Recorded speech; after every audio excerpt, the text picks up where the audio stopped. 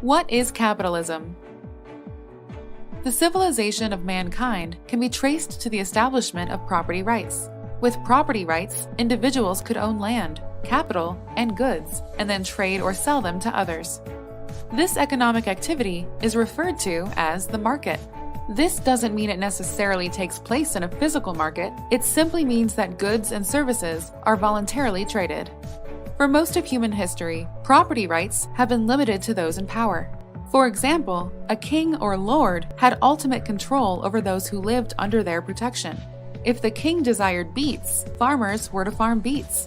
If the lord needed horseshoes, blacksmiths forged horseshoes.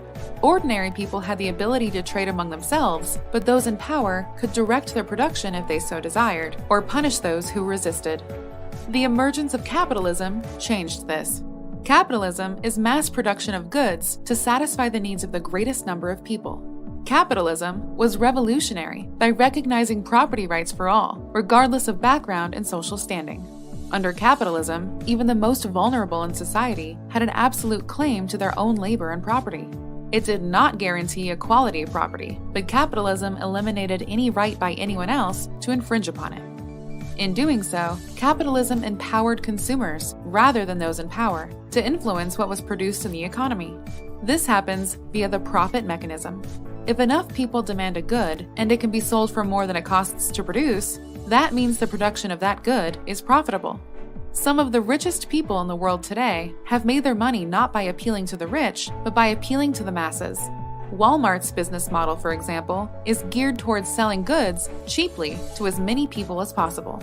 Critics of capitalism try to condemn it as greed. This is false. Greed and envy are human vices, and they exist in any economic system. What capitalism does is incentivize the production of goods and services that people desire on the market, rather than leaving those decisions to powerful individuals or governments.